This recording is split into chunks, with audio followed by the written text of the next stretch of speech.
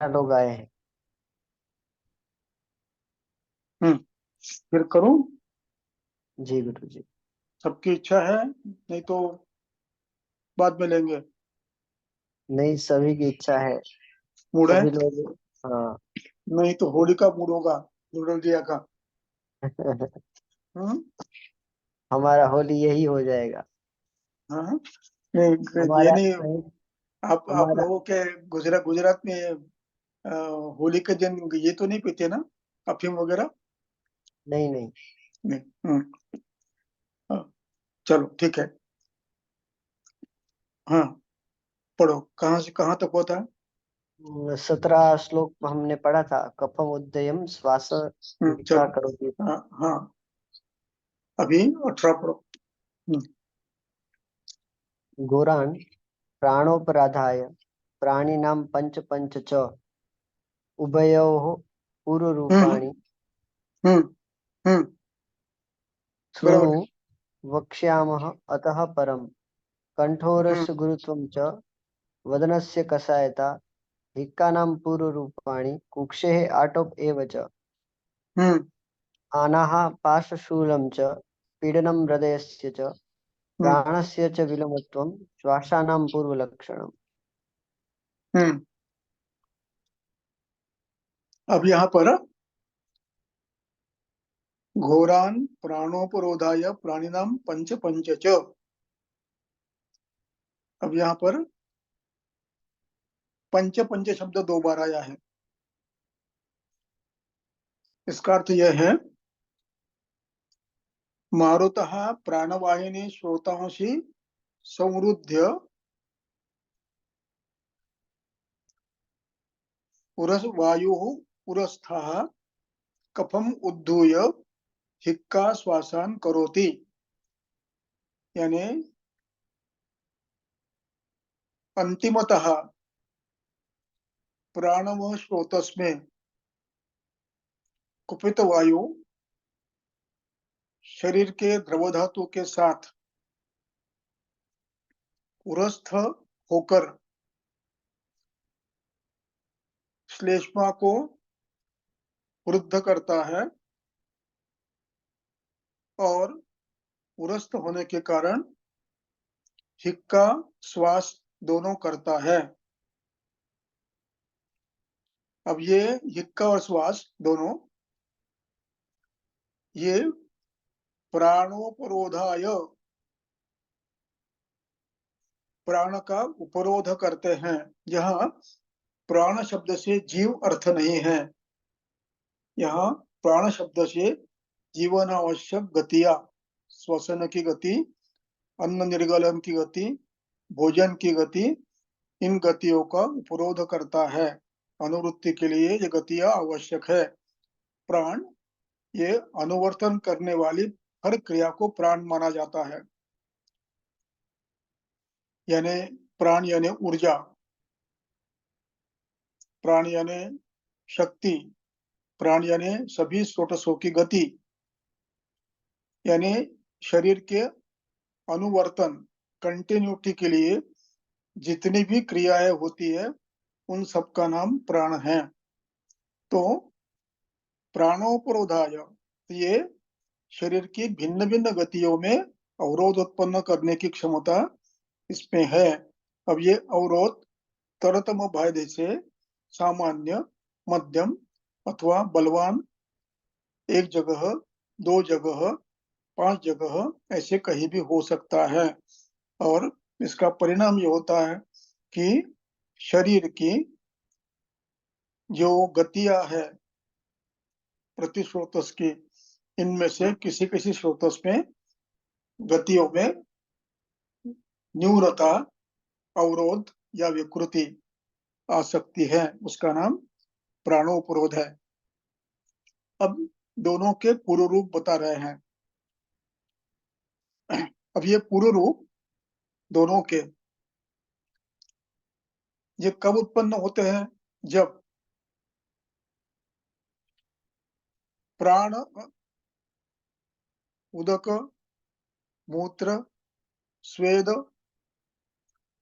अम्बुवः, लसिकावः, रक्तवह, रसवह, इनमें अवरोध होने के बाद उनमें से बहने वाले धातु जब प्रवास करना रुक जाता है, तब वो वहीं रुकते हैं पीछे, अवरोध जहां है उसके पीछे रुकने लगते हैं, और इस प्रकार पीछे पीछे पीछे पीछे पीछे पीछे जाते जाते ये उदीर्यते भ्रुशतरम, ये इनका संचय पीछे पीछे यानी उल्टी शरीर में होने लगता है। इसी का नाम विश्वक प्रजन है। अब ये वाह्यमान यानी धास्रोतसों में, अवरुद्ध स्रोतसों में, श्लेष्मा के कारण अवरुद्ध स्रोतसों में वायु की गति विपरीत होने लगती है, उल्टी दिशा में होती है, और ये स्रोतसों में से बहने वाले द्रव को, धातुओं को पूरे शरीर में उल्टी दिशा में संचित करने लगते हैं। और जब ये उरस्थान में आते हैं, तब इसको कहते हैं श्वास का स्थान संश्रय। अब यहाँ पर ये उरस्थान में जब दोष आश्रित होते हैं, तब श्वास कर उत्पन्न होता है या हिक्का उत्पन्न होती है। अब यहाँ पर उरस्थ ये शब्द उपलक्षण मात्र है, जो कभी कभी शिरस्थान में भी स्थान संश्रय कर सकते हैं। अभिप्राय उसका संदर्भ बाद में दूंगा मैं, लेकिन यहाँ उरस्थ कहने का अर्थ उपलक्षण मात्र है। केवल उरस्थान मात्र नहीं है, तो दोष अभी यानी बाह्यमान स्रोतसों में बहने वाले उदक धातु अथवा प्रवाही धातु शरीर में फैलते फैलते फैलते फैलते फैलते अब ये उरस्थान में आए, तो उरस्थान में आने के बाद ये अपने पूर्व रूप करने प्रारंभ करते हैं। अब उरस्थान में क्या क्या आता है? उरस्थान में कंठ नाड़ी, श्वास नाड़ी, श्वासव यानी अपस्तंभ, अन्न नलिका, डायाफ्राम, आमाशय, फुफ्फुस, फुफ्फुस की कलाएं, हृदय और हृदय के अवयव, ये सब उरस्थ माने जाते हैं। अब ये हिक्का और श्वास, इन दोनों में ये श्लेष्मा से अवरुद्ध हुआ वायु कहाँ अवरुद्ध हुआ है? उदक वह स्रोतस में, प्राण वह में, अन्न वह में, अथवा रस वह में, अथवा रक्त वह में, अथवा लसिका वह में, अथवा मांस वह में। तो इस अवरोध के कारण वे धातु उल्टी दिशा में संचित होते हैं। संचित होते होते ये पूरे शरीर में उल्टी दिशा में संचित होने लगते हैं, और जब ये इनके आकार मान बढ़ जाता है तो ये उरस्थान में पहुंच सकते हैं। इसी को कंजेशन कहते हैं। या तो जैसे हृदय में कंजेस्टिव कार्डियक फेलियर होता है, यानी हृदय से प्रक्षेपित होने वाला रस धातु पूरी तरह से फेंका नहीं जाता है, तो वो पीछे के हिस्से में ज्यादा मात्रा में रुक जाता है, तो लेफ्ट वेंट्रिकल में रुकता है। फिर लेफ्ट वेंट्रिकल डायलेट हो जाती है। कभी कभी उल्टा होता है, राइट वेंट्रिकल डायलेट होती है, और फिर पूरे शरीर का प्रवाह जब क्रमशः ये पीछे पीछे पीछे रुकते जाता है, उसी को कंजेस्टिव कार्डियक फेलियर कहते हैं। उसी प्रकार ये उदीर्यते भ्रष्टतरम न्याय से पूरे शरीर में उल्टी दिशा में, जैसे बम्बई में 5-10 साल पहले, 21 या उसके पहले जून में पूरे मुंबई में पानी गया था। क्यों आया था? समुद्र में पानी निकल जाने के रास्ते बंद हुए थे, तो ये पानी पूरे उल्टी दिशा में जमा हो गया, और जमते जमते पूरे बम्बई शहर में घरों में दो मंजिल तक बसों में भी ये पहुंच गया था। तो ये है उदीर्यते भुसतरम मार्गोरोदात वह जलम। और ये ऐसा बढ़ते बढ़ते जब उरस्थान में आ गया तो उरस्थान में अन्न नाली, अन्न नाड़ी, अन्न नलिका, श्वासवह, कंठ, हृदय, आमाशय का द्वार, इसको हृदय के पास का आमाशय का द्वार अथवा आमाशय अथवा डायाफ्राम, इनमें से कहीं भी ये आकर आश्रित होते हैं। उसी प्रकार उरस्थान में प्लूरा, पेरिकार्डियम, मायोकार्डियम और उरस्थान में अपस्तंभ में, ब्रांक्योल्स में, ब्रोंकस में कहीं भी शोथ उत्पन्न करते हैं और पुरुरूप निर्माण करते हैं। इसलिए कंठोरसो गुरुत्वम, तो यहाँ कंठ में, श्वासवह में गुरुत्व, चिपचिपापन या शूक पूर्ण गलाश्यता ऐसे लक्षण निर्माण करता है। और जब उरस्थान में ही अन्नवह नालिक, अन्नवह कोई प्राणवह कहा जाता है, उसमें यदि ये दोष पहुंच गए तो वहां पर शोथ आता है। अथवा सिर में गया तो वहां पर शोथ आता है। उसका परिणाम महाश्रोतस में और प्राणों में हो सकता है, उसको बाद में देखेंगे। तो इस प्रकार तो कंठ का उरस्थान का गुरुत्व होता है। उरस्थान का अभिप्राय आमाशय से ले, आमाशय पूरा, अन्न नाली पूरी, डायाफ्राम पूरा, प्लूरा, पेरिकार्डियम, मायोकार्डियम, एंडोकार्डियम, ये सभी, और आमाशय के स्तर, सभी स्तर, इन सब में गुरुत्व का अनुभूति होती है। अब इसमें यह अगला लक्षण है वदनस्य कषायता। अब वदनस्य कषायता का अभिप्राय यहाँ पर श्वास में, जब श्वास रुकती है तो व्यक्ति मुख से श्वास लेना प्रारंभ करता है, तो वहां पर कषायत्व का अभिप्राय वायु और आकाशीय गुणों की वृद्धि। वायु मुख से लेने के कारण गला सूख जाता है और गले में आकाशीयत्व आ जाता है। आकाशीयत्व और शुष्क श्लेष्मा ये अवस्था आ जाती है, उसी को, इस अवस्था को कहते हैं कषायत्व। क्योंकि पृथ्वी और वायु दोनों मिलकर कषाय रस बनता है। तो यहाँ कषाय रस प्रत्यक्ष रस की अनुभूति, मुंह में कषायत्व आना, यह भी हो सकता है उत्तरोत्तर जैसे बढ़ जाएगा ऐसे मुंह में कषायत्व आ सकता है।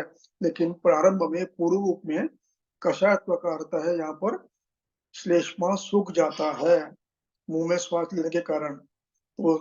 तो पृथ्वी और जल, इनमें से जलीय अंश समाप्त हो जाता है और पृथ्वी और वायवी अंश शेष रहता है। इसको इसीलिए उसको कषायत्व कहा गया है। तो वदनस्य कषायता ये, और इसके साथ कुक्षेः आटोपः, कई बार हिक्का और श्वास दोनों के लिए कुक्षी का आटोप, आटोप यानी यहाँ पर ये उपलक्षण, ये शब्द सभी के लिए है। आनाह, अधमान और गुड़गुड़ायन, इन तीनों के लिए है। कुक्षेः आटोप एवच, और तो उसमें से आनाह का वर्णन उन्होंने किया है, तो उसमें गुड़गुड़ायन ये शेष है, तो उसको यहाँ लेना है। अधमान और गुड़गुड़ायन ये इसमें लेना है। तो पूर्व रूपाणी कुक्षेः आटोप पार्श्वशूलम।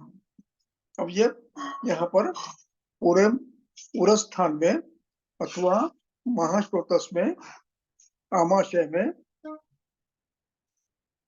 आसपास यहाँ दोषों का स्थान से होने का परिणाम ये होता है कि समानावृत प्राण, समानावृत व्यान, यानी महाश्रोतस की दृष्टि का परिणाम प्राणवह में होता है तो पार्श्वशूल होने लगता है, तो उसको कहते हैं पार्श्वशूल। पीड़न से हृदय, हृदय का अर्थ है उस स्थान में पीड़न होता है, कभी कभी हृदय पर दबाव भी आता है, सांस लेने में कष्ट होता है, तो यहाँ पीड़ा शब्द का अर्थ अस्वस्थता। जैसे अति भोजन करने के बाद अस्वस्थता आती है, वो पीड़न है। तो इस प्रकार पीड़नम और प्राणस्य च विलोमत्वम, यहाँ विलोमत्व का अर्थ है अनुलोम गति रुक जाना, किंचित कम होना, पूरी रुकना नहीं, किंचित रुक जाना, यानी अन्न निगलना, सांस लेना, ये गतियां कुछ क्षण के लिए अकस्मात स्तब्ध हो जाती है अथवा कम हो जाती है। विलोमत्वम ये इनका पूर्व रूप है, श्वास का पूर्व रूप है, और हिक्का के पूर्व रूप स्थानानुसार होंगे। दोष महाश्रोतस में गए, डायाफ्राम पे तक गए, अन्नवाहक में गए, तो ये पूर्व रूप करेंगे हिक्का का,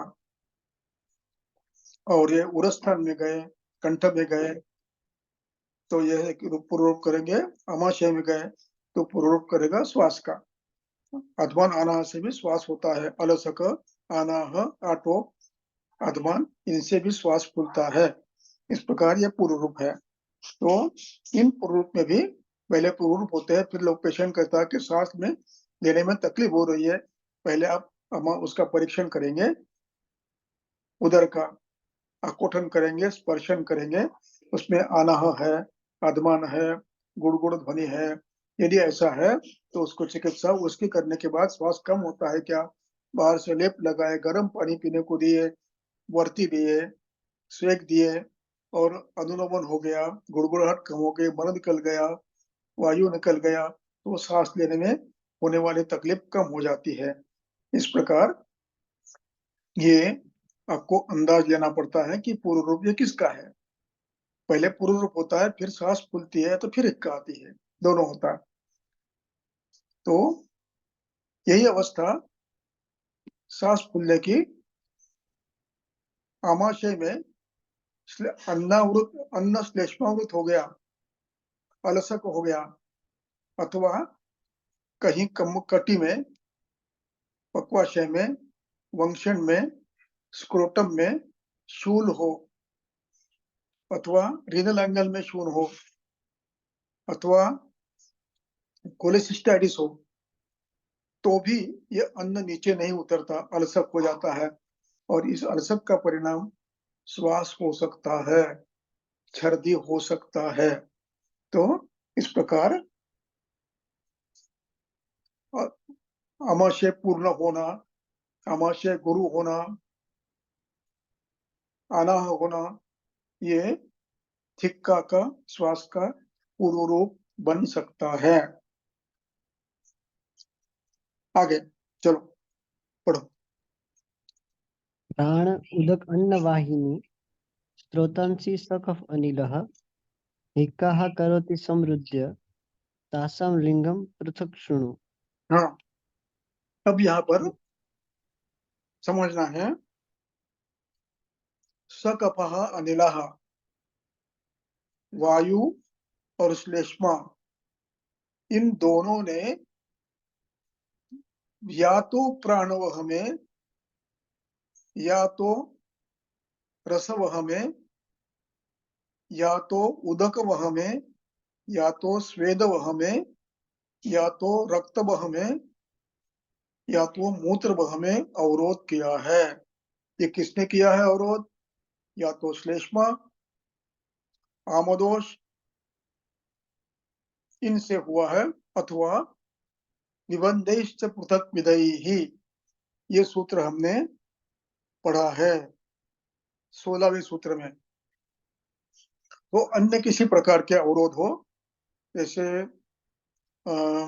फाइब्रॉइड है, यूटेराइन फाइब्रॉइड है, महाश्रोतस में ग्रंथि हो गई है, महाश्रोतस में किडनी शोथ हो गया है, महाश्रोतस में विद्रति हो गया, तो ये हो सकता है।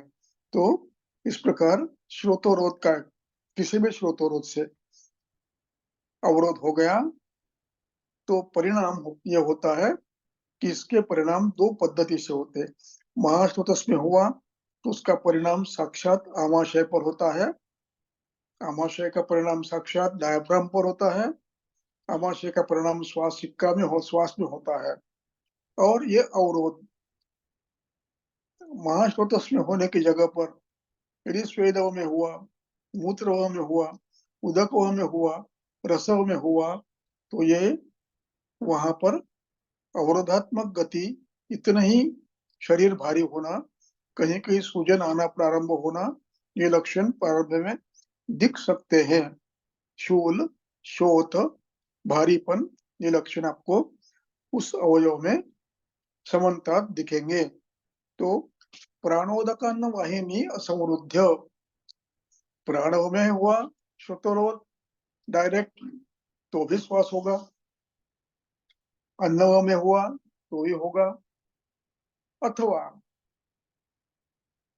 उदक में, रसव में, रक्तवह में, लसिकावह में, मूत्रवह में, स्वेदमय हुआ तो भी उसका अंतिम परिणाम महाश्रोतस में और उरस्थान में श्लेष्मा वायु दोनों बढ़ना ये संभव है।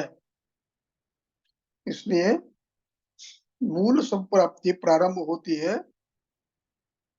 आइदर रसवह, रस रक्तवह, उदकवह, स्वेदवह, मूत्रवह और अन्नवह, इनमें इसका प्रारंभ होता है, और प्राणवह। तो अब ये अवरुद्ध हुआ उदकवह उस अथवा अन्य, तो इससे उल्टी दिशा में दोष पड़ने लगते हैं, और वो जब महाश्रोतस में आते हैं तो हिक्का करते हैं, उरस्थान में आते हैं तो श्वास करते हैं। तो श्रोतांशी सकपो अनिला का अर्थ मेरा अंदाज है कि आप समझ गए। ये अवरोध केवल उरस्थान में नहीं है, ये अवरोध पूरे शरीर में कहीं ना कहीं सभी उदकवह और प्रवाही स्रोतसों में है। प्रवाही स्रोतस कहने का अर्थ सभी धातुओं के वहन करने वाले सभी स्रोतसों में ये अवरोध होकर ये उल्टी दिशा में प्रवास कर सकते हैं। जैसे स्यूडोमस्कुलर हाइपरट्रॉफी, मांसव में कहीं अवरोध हुआ है तो पिंडलों में हाइपरशोथ आ जाता है, और पूरे ऊर्ध्व शरीर में शरीर सूख जाता है, बटक सूख जाते हैं, शरीर का बल कम हो जाता है, लेकिन पिंडलियों में शोथ बढ़ने लगता है, नौस बढ़ने लगता है। इस प्रकार ये सब प्राप्ति सभी स्रोतों से हो सकती है अतिरेक युक्ति से। तो सक पहुंच रहा समृद्ध हिक्का तो हिक्कांग करोति, हिक्का श्वासांग करोति, ये दोनों लेना है। अब यहाँ से वर्णन, अब अधिकरण हिक्का का प्रारंभ होता है। पढ़ो। क्षीण मास बल प्राण तेजसः स कफ अनिलः गृहीत्वा सहसा कंठम उच्चे घोषवतीं वृषम् करोति सततम हिक्काम एकम त्रिगुणाम तथा। बस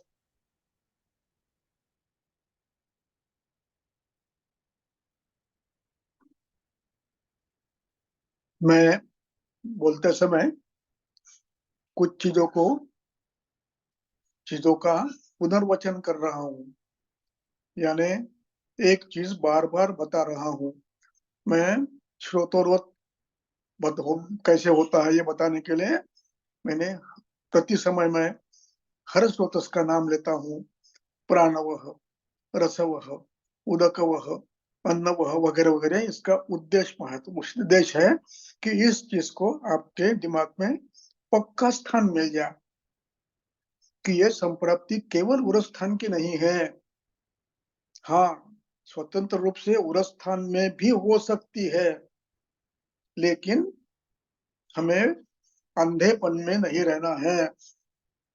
ये सूक्ष्म स्वरूप में स्वेदवह में, रसवह में, कैपिलरीज में हो सकती है, जो अपने लक्षण व्यक्त करने में असमर्थ है।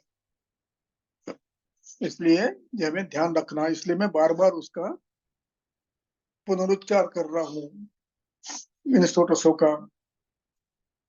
तो ये कभी कभी आवश्यक हो जाता है।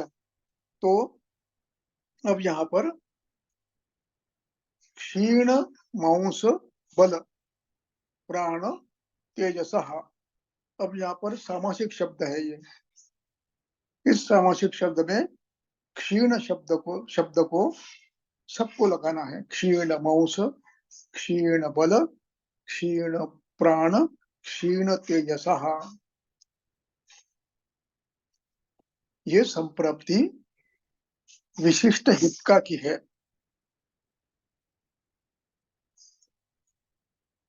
ये हिक्का क्रमांक 1 है, और ये हिक्का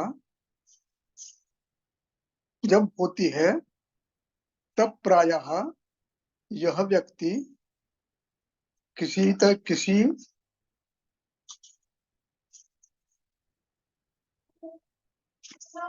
अन्य व्याधियों से दीर्घकाल तक पीड़ित रहता है।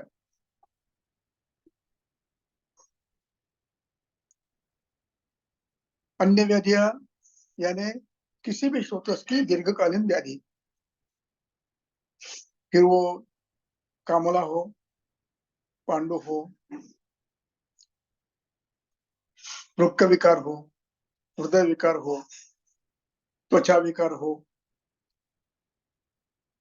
यानी किसी भी व्याधि के दीर्घकालीन व्याधि जिसकी चिकित्सा सम्यक नहीं हो रही है, ऐसे व्यक्ति में जब क्षीण मांस बन जाता है, क्षीण रक्त बन जाता है, क्षीण रस बन जाता है, क्षीण तेजस बन जाता है, तेजस यानी प्रभा, और क्षीण प्राण। प्राण शब्द का अर्थ फिर बताता हूं कि शरीर के अनुवर्तन के लिए, जिंदा रहने के लिए जितनी भी सूक्ष्मतम क्रियाएं चलती है, उनमें बाधा, अल्पता, न्यूनता उत्पन्न होती जाती है। जैसे कैपिलरीज में खून दौड़ता है तो वह और कम हो जाता है। इस प्रकार सूक्ष्म सूक्ष्म ऐसी गतियां कम होने लगती है।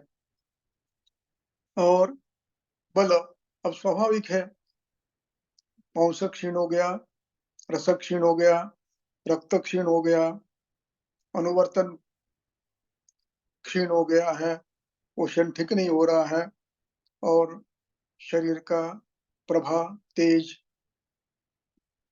वर्ण ये भी कम हो गया है। ऐसे व्यक्ति में ये हिक्का होती है। ये सामान्य व्यक्ति की हिक्का नहीं है।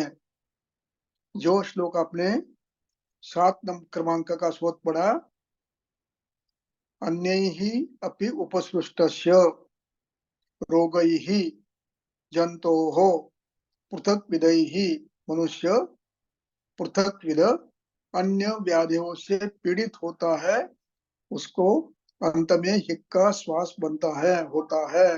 उसका ये वर्णन है। ये वर्णन इस हिक्का का है। ये सामान्य हिक्का नहीं है, ये महाहिक्का है। तो अब इसमें होता क्या है कि कफ से अनिल अवरुद्ध है, कहाँ है पता नहीं। हो सकता है आजकल बहुत सुविधाएं है, अवरोध कहाँ है पता पड़ जाएगा, लेकिन वो बहुत उसमें खर्च आता है। ये निश्चित है कहीं ना कहीं अवरोध है। तो इतिहास लेकर देखिए, व्याधि पूर्व पीढ़ी का कौन सी व्याधि पहले हुई थी, इसका अंदाज लेकर आप निर्णय कर सकते हो कि शायद रसवह में है, शायद रक्तवह में है। जो जो व्याधियों का इतिहास है पुराने व्याधियों का, रसवह कई दिनों से दुष्ट है, कई दिनों से रक्तवह दुष्ट है, कई दिनों से मूत्रवह दुष्ट है, कई दिनों से उदकवह दुष्ट है, कई दिनों से लसिकावह दुष्ट है, कई दिनों से प्राणवह दुष्ट है। तो ये इस आधार पर आप निर्णय कर सकते हो कि ये कहीं अवरोध कहाँ कहाँ पर प्रारंभ हुआ है।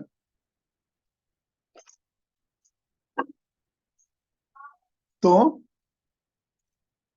इस व्यक्ति में जब कफ के कारण अनुवर्तन की क्रिया, स्रोतस्वों में धातुओं के बहने की क्रिया अवरुद्ध हो जाती है, तो यह अवरुद्ध स्रोतस के धातु उल्टी दिशा में संचित होते होते शरीर में पूरे जमा होते हैं, और ये जमा होने की प्रक्रिया जब आमाशय में आ जाती है अथवा महाश्रोतस में आ जाती है अथवा शिरस्थान में आती है। मैं इस शब्द का प्रयोग जानबूझकर कर रहा हूँ। शिरस्थान में आता है तब ये महाहिक्का हो सकती है। तो ये हिक्का कैसी होती है? शकपो अनिलः उच्चैः घोषवती कंठम गृहीत्वा करोति सततम हिक्काम। कंठ में आकर उदान वायु कंठ में आकर महती उच्च घोषवती, वो बड़ा आवाज करके महाश्रोत उरस्थान से डायाफ्राम को धक्का लगकर उदान वायु जोर से बाहर निकलता है, उसका नाम हिक्का है। अब यह क्यों निकला? हो सकता ये श्रोतोरोध, ये जो श्लेष्मा ने जो अवरोध किया जिस धातु को, उस धातु का प्रवाही अंश उल्टी दिशा में आकर उसने डायाफ्राम में या आमाशय में कहीं ना कहीं शोथ बढ़ाया है। वो हो सकता रक्त दुष्टिजन्य हो सकता मांसजन्य हो सकता वातजन्य हो, और पित्तजन्य हो। कोई भी आकर दोष ये कर दिया तो इसका परिणाम डायाफ्राम पर प्रेशर आता है अथवा स्टिमुलेशन होता है, और जिससे उरस्थ उदान वायु जोर से हिक्का के रूप में बाहर निकलता है। ये एक प्रक्रिया है। तो हिक उच्चैः घोषवतीम हिक्काम करोति। अब ये कैसी होती है हिक्का? एक गुणा द्विगुणा त्रिगुणा, एक एक आती है, या लगातार दो आती है, लगातार तीन आती है, हिक हिक हिक ऐसी आती है, कुछ भी हो सकता है। तो संजनयति, अब ये हिक्का हो गई। अब ये हिक्का करने वाले दोष यदि बलवान है और यदि आमविषोक्त है, इनका बल काफी है, दूषी विषय है यानी अमविषय है, अथवा शरीर के मल स्वरूप जो बाहर जाने चाहिए थे वे है, तो इसका परिणाम शरीर का शिरस्थ इंद्रिय व स्रोतसों में आवरण होकर संज्ञा भी मंद हो सकती है, संज्ञा क्षीण हो सकती है, ज्ञान ग्रहण क्षमता कम हो सकती है, उसको मोह कहते हैं।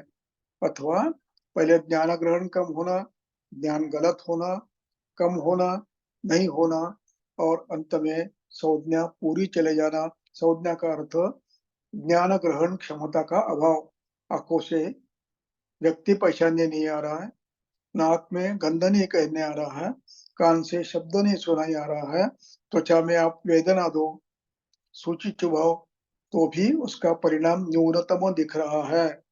इस प्रकार संज्ञानाश भी होता है, और ये संज्ञानाश जब होता है तो प्रायः संप्राप्ति सिर में होती है, क्योंकि इंद्रिया सभी सिर स्थान में है। इसको कहते हैं संभव तंत्र युक्ति का प्रयोग। तो संज्ञा मुष्णाति, संज्ञा नहीं आती, पेशाब हुआ नहीं समझता, पेट साफ हुआ नहीं समझता, अन्य इंद्रिया भी अपना काम नहीं, त्वचा स्पर्श नहीं समझती, नाक को गंध नहीं समझता, आंखों को व्यक्ति नहीं पहचान सकते हैं, ऐसे हो सकता है। तो सभी इंद्रिया में क्रमशः बाधा आ सकती है।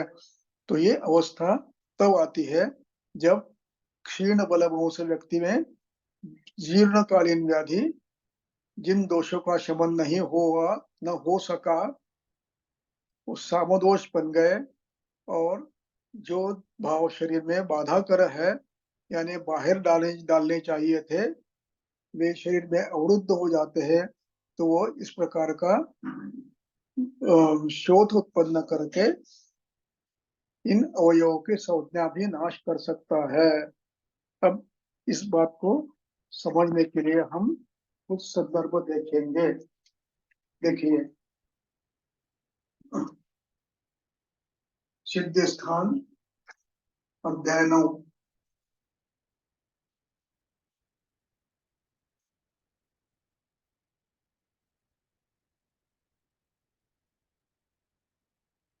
श्लोक नंबर 6, सिद्धि स्थान अध्याय 9, श्लोक नंबर 6।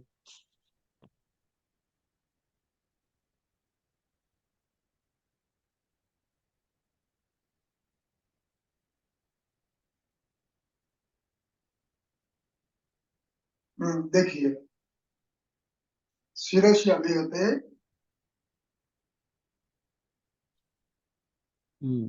शिरस्य अभिहते मन्यास्तंभ। चक्षुविभ्रमः मोह उद्वेष्टन चेष्टानाशः कासः श्वासः अनुग्रह मुख गदत्वः अक्षिनिमीलिनः गण्डः स्पन्दनः जुम्भणः लालास्रावः स्वरहानि वदनजीवः जीवत्वादिनी। तो यहाँ पर मोह उत्पन्न होता है, इंद्रियों में संज्ञा लेने की क्षमता गलत होते करते हैं या कम करते हैं, और हिक का श्वास निर्माण करते हैं। इसमें हिक का आया है शब्द, श्वास आया है, जुम्बा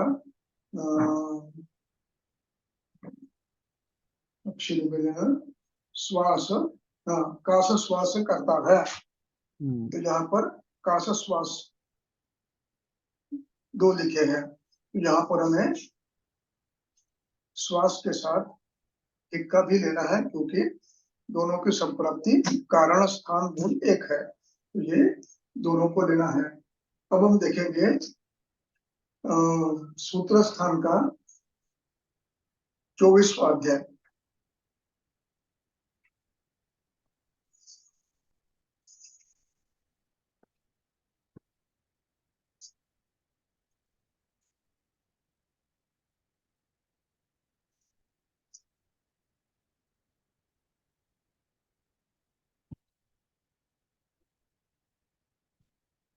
चौबीसवें अध्याय में श्लोक क्रमांक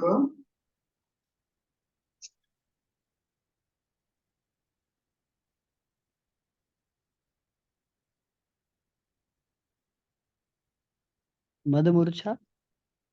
हाँ, एक मिनट। श्लोक नंबर 42-43। दोषेषु मदमूर्छयाः ऋतुवेगेषु देहिनाम्। स्वयं एव उपसाम्यन्ति संन्यास न औषधे विना। हाँ, तो दोष जब शिर स्थान में जाते हैं, इंद्रिय स्थान में, तो संन्यास उत्पन्न होता है, और ये संन्यास किसी चिकित्सा से शांत नहीं होता। अब हम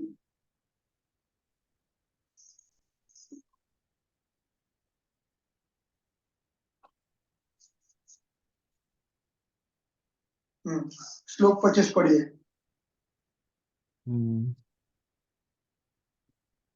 25 से लेकर 28 हाँ, तक। जब हम पढ़ो। हाँ, यदा तु रक्तवाहिनी रससंज्ञावाहिनी च पृथक् पृथक् समस्ता वा स्रोतांसि कुपिताः मलाः मलिन आहारशीलस्य रजोमोह आवृतात्मनः प्रतिहति अवतिष्ठन्ते जायन्ते व्याधयस्तदा मदमूर्छा संन्यासाः तेषां विद्याद् विचक्षणः यथोत्तरं बलाधिक्यं हेतुलिङ्ग उपशान्तिषु दुर्बलं चेतसस्थानं यदा वायुः प्रपद्यते मनोः विक्षोभयञ्जन्तोः संज्ञां सम्मोहेत तदा।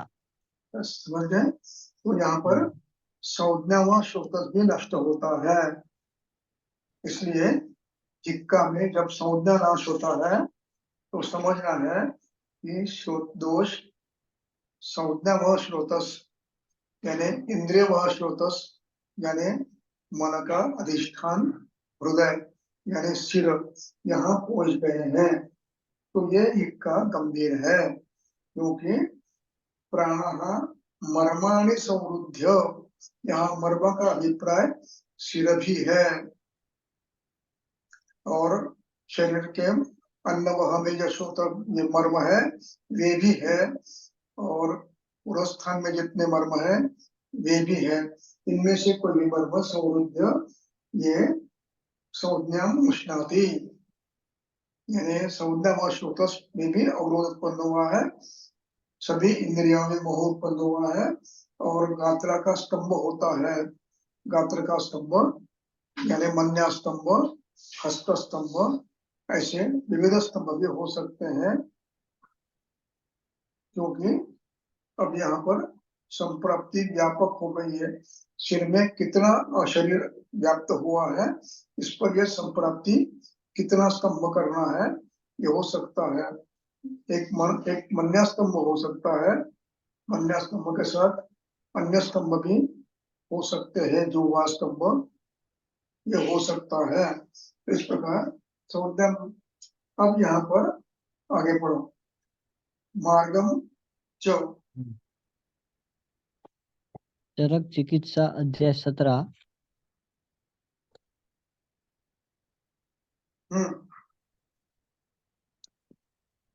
क्या हुआ?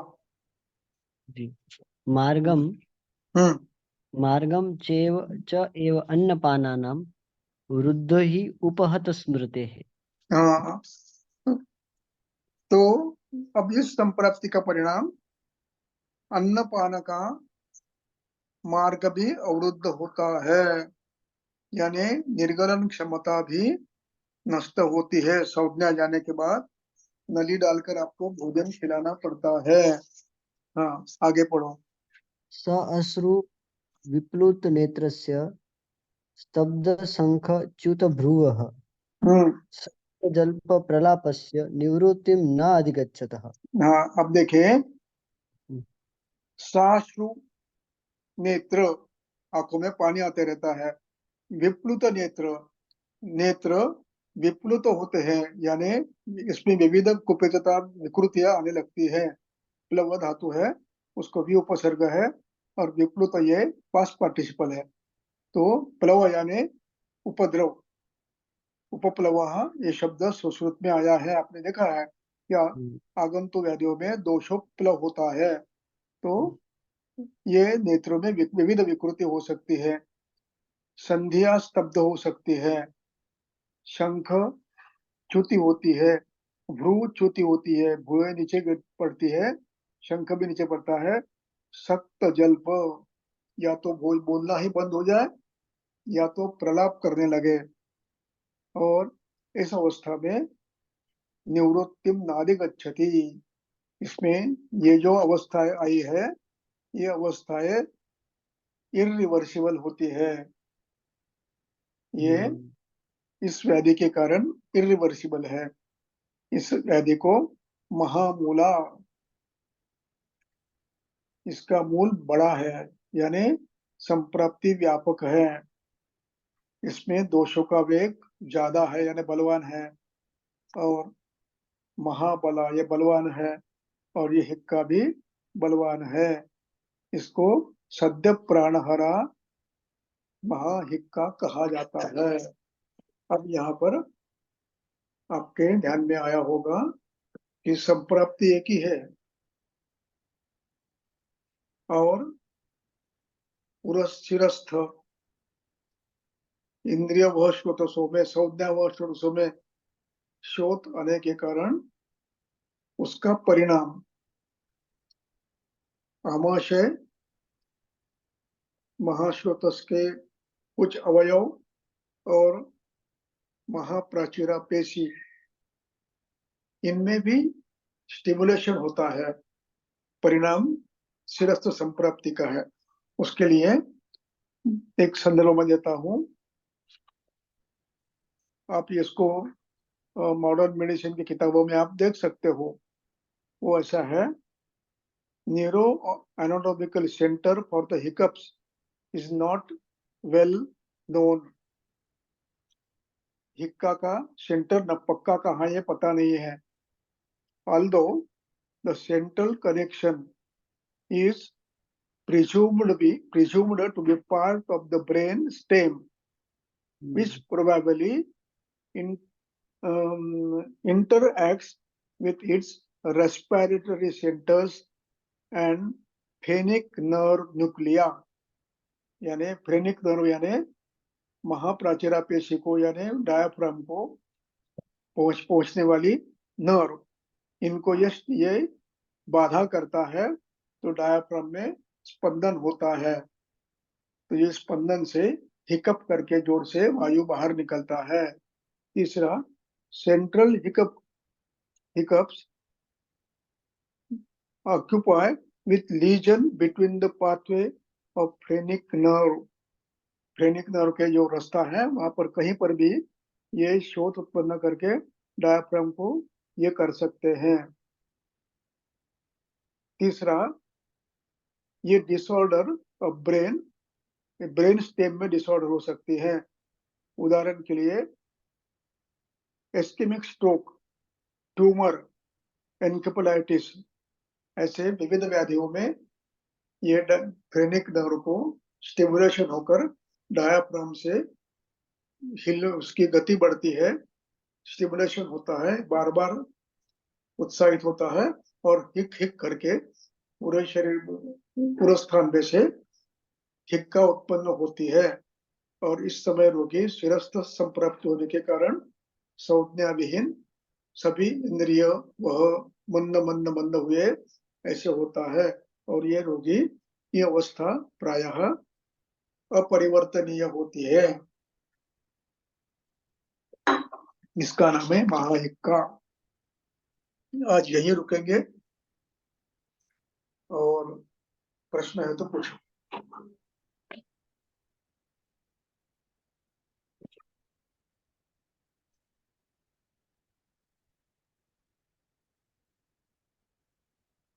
किसी को कोई प्रश्न है तो पूछ सकते हैं। नमस्ते सर। नमस्ते। सर, ये प्रकरण छोड़ के एक शंका है, पूछ सकते हैं क्या?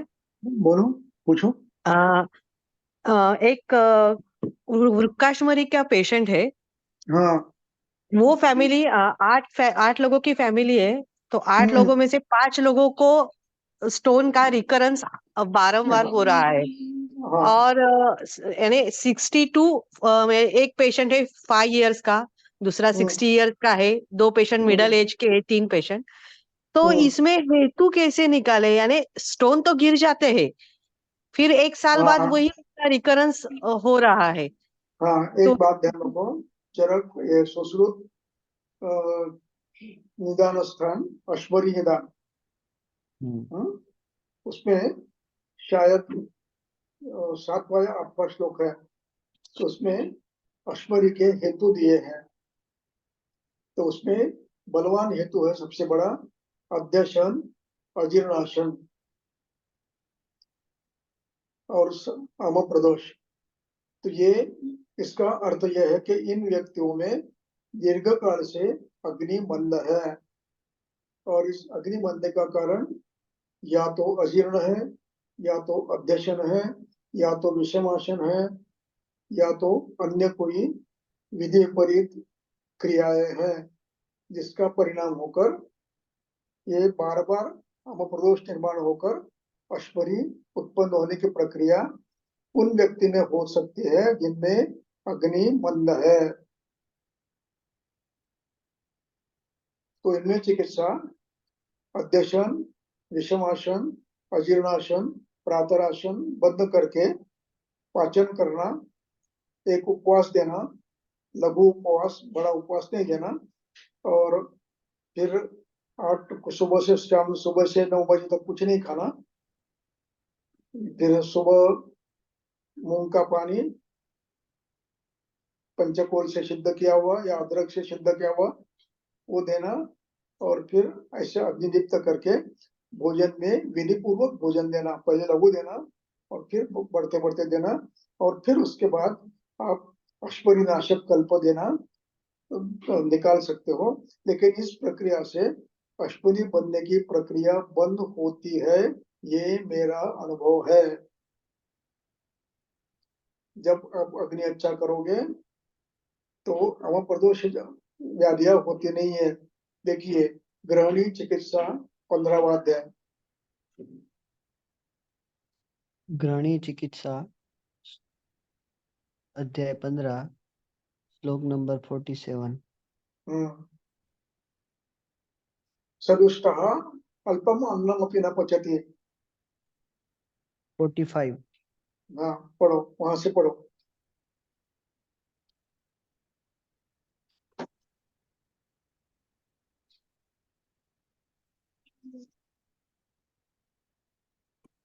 दूषति अग्नि ही, हम्म, इसके ऊपर का 44। दूषति अग्नि ही सदुष्ट अन्न न तत पचति लघु अपि अपच्यमानं सुखत्वं यान्ति अन्नं विसृजताम्। तस्य संसुज्यमानम, हाँ, तस्य लिंगम अजीर्णस्य। छोड़ दो, वो छोड़ दो, संसुज्यमानम से पढ़ो। संसुज्यमानम, संसृज्यमानं श्लोक नंबर 47। संसृज्यमानं पित्तेन दाहं तृष्णामुखामयान् जनयन्ति अम्लपित्तं च पित्तजांश्च अपरान् गदान् यक्ष्मपीनसमेहादीनान् कफजान कफसंगतं करोति वातसंस्कृतं वातजांश्च गदान् बहून् मूत्ररोगांश्च मूत्रस्थं मूत्र रोगाओं से मूत्रस्थम, कुक्षिरोगान् सकृद्गतम्। हाँ, तो यह मूत्र रोग उत्पन्न करता है।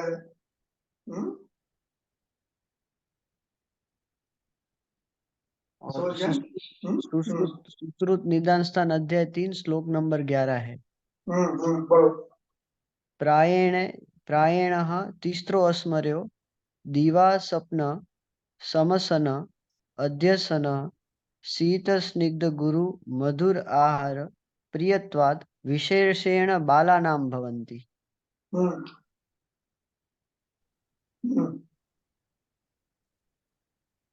आगे पढ़ो। नहीं ठीक है, धन्यवाद सर। एक मिनट।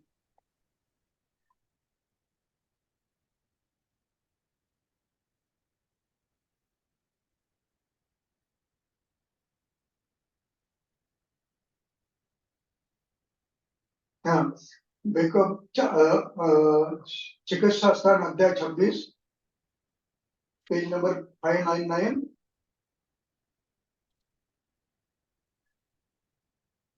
श्लोक नंबर 32। व्यायामः तीक्ष्ण औषध वृक्ष मध्य प्रसंगः द्रुत पृष्ठयानात् आनुस्य अध्यसनात् अजीर्णात् आनूप मत्स्य अध्यशनात् अजीर्णात् स्युः शु मूत्रपिशानि यानी अष्टौ। नृणाम् ये 8 मूत्र में अश्वरी आता है। तो इसमें अन्य कारणों के साथ प्रचलित कारणों में आज के आनूप भोजन, मत्स्य भोजन, अध्यशन, अजीर्णाशन, विषमासन, विरुद्धासन, इनका भी विचार करना है और इसके परिणाम स्वरूप अग्निमंद होना, इसका भी विचार करना है और उसकी चिकित्सा करते हुए अग्नि को दीप्त करना है। तो ये अपने आप प्रवृत्ति नष्ट हो जाती है। एक दूसरा सबसे महत्व का कि गृहिणी अध्याय ऋषि में एक श्लोक है गृहिणी अध्याय में, वो ये है सायमासे अजीर्ण तो प्रातराशो ही दुष्यति। रात्रि का भोजन का यदि अजीर्ण है और सुबह उठ के आपने खा से कुछ खा लिया तो सर्वम विलयते, उस सब का विधान वो सब शाम बन जाता है। यत्किंचित अशितम पीतम वीडम तब सर्वम विलयते, यानी रात्रि के भोजन का अजीर्ण है और सुबह उठ के आपने दूध पी लिया, नाश्ता कर लिया, 4 बादाम खा लिए, 9 बजे दूध पी लिए, तो ये जो परंपरा जो कर रहे हैं आप, ये प्रारंभ से ही गलत है।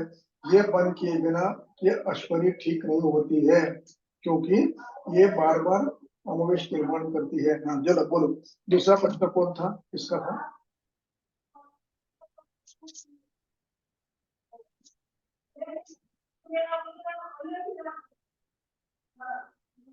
दूसरा कोई प्रश्न पूछ रहा था ना, पूछो। नहीं बस हाँ कोई तो पूछ रहा था, मैंने रोका ठहरो जरा करके। किसी का कोई प्रश्न है तो पूछ सकते हैं।